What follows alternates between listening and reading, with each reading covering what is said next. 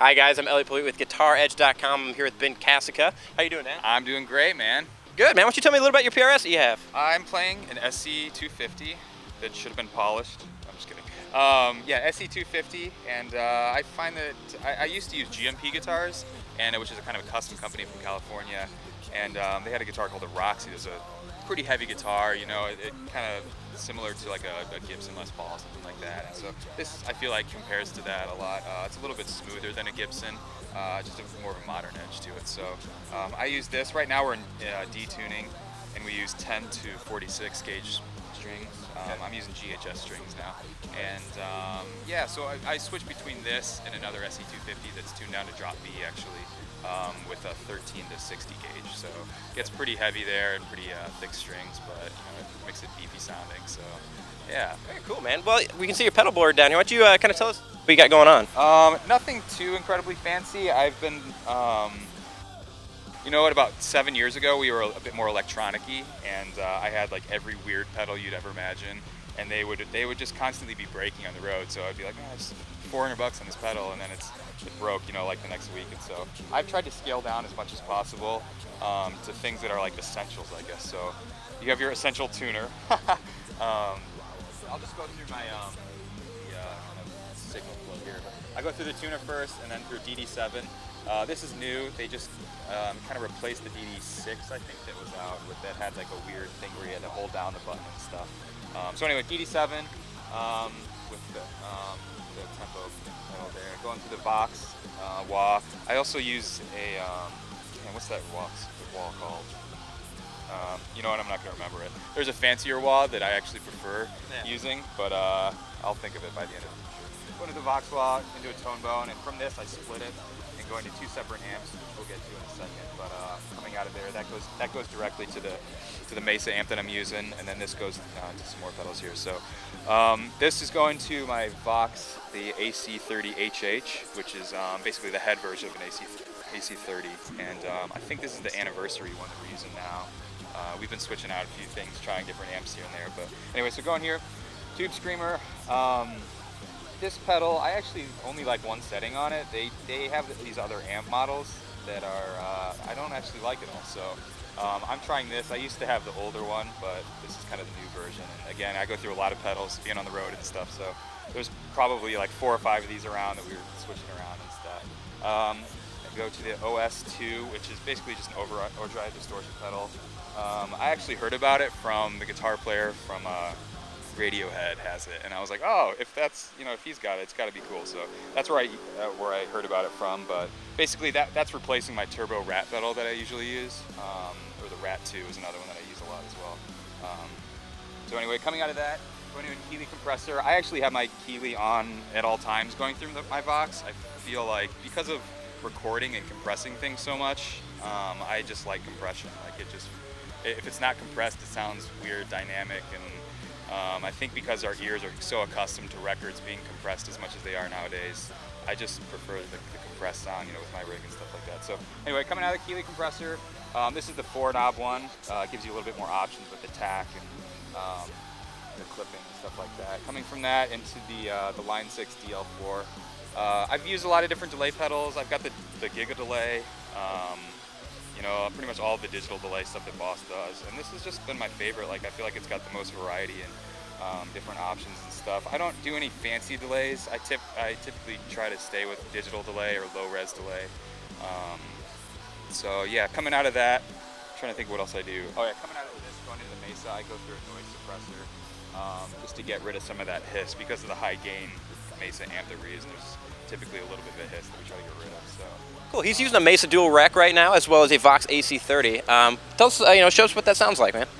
Typically for, I guess, the harder rock stuff, people are asking like what kind of distortion pedals I use. It's strictly the Mesa, just turned up really loud. So, so songs like Monster, like, you know.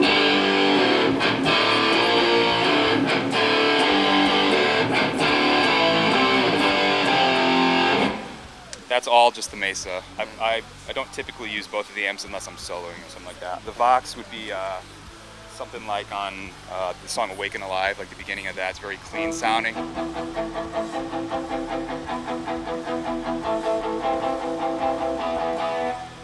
I've got the Vox turned up to where it's slightly breaking up, so it's not like a perfectly clean sound, but it's a little bit grittier for what we're doing with our band. It seems to fit pretty well. Now, do you use that for the Whispers in the Dark then? Whispers in the Dark, I use mostly the Mesa stuff.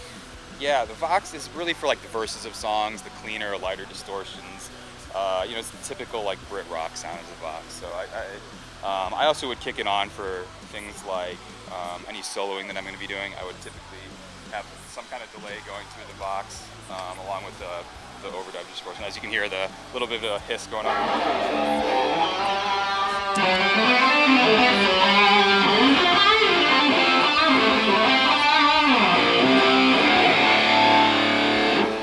So it gives, you know, Vox is a Class A amp, so it's gonna get a different kind of cut going on, you know. And with the Mesa, it tends to fill out things a bit better. Mesas tend to be a bit more scooped. So when I'm soloing, if I'm just using the Mesa for soloing, it doesn't cut through as much in the mix. So I click on the Vox for most of my solos.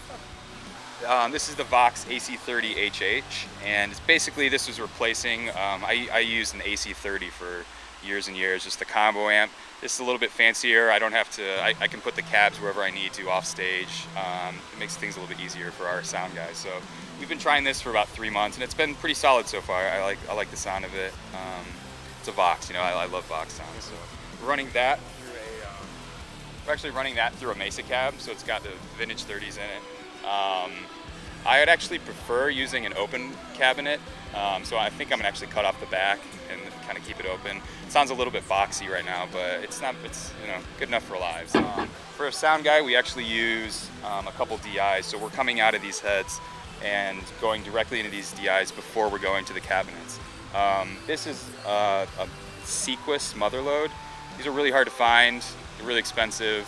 There's not a whole lot of them out there, so if you find one, you should buy it because they're hard to find. But we're using that. That's for the Vox head here, and then we're just using a radial JDX to go for the Mesa. So that gives it's just a little bit cleaner. It sounds a little bit digital, but sound guys tend to prefer that because they don't have to worry about the low end coming from a cabinet. So it gives them a cleaner mix. And so out front, they would, like for the Mesa, there's 2 channels. There's mic coming from the cab, and then they have a DI as well.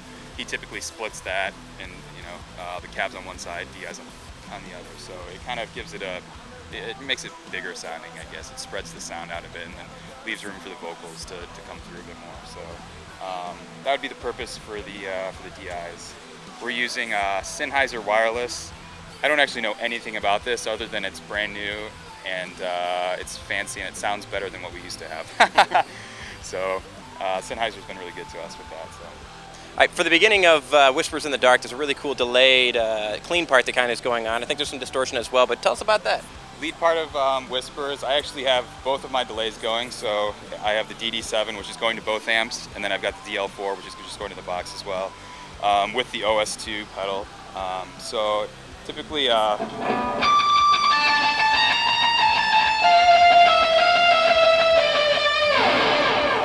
lots of delay. Kind of gives it more of an atmospheric type of sound. This is actually the wrong guitar. That's typically in drop B, so that's why it's sounding so high. But yeah, so that's kind of the secret there. When you add delay, it just gives it more of an atmosphere type sound. So our other guitarist Korey during that part we'll do the rhythm, kind of heavier riff to go on underneath. We've got Guitar World here. This is where we keep all of our PRSs. We keep basses in here as well. So we had this made. I can't remember how many guitars it holds, 8 or so. So I've got like all my extra SC250s. I actually put an Invader pickup in here, which is a lot hotter than the standard. I had a Tremonti in there before, but I don't like it, to be honest. It's a little bit too muddy sounding and a little bit too high gain. So I've also got another SC250 that's slightly different. This one's a bit more chambered than that black one, and this has kind of been my main guitar on the road as well. Which is why it's so beat up. For more information, you can go to www.guitaredge.com where you can see more videos from Skillet and a lot of other artists. You can actually see Skillet in our magazine as a Who's Hot artist. Feel free to check it out, and we'll be seeing you soon.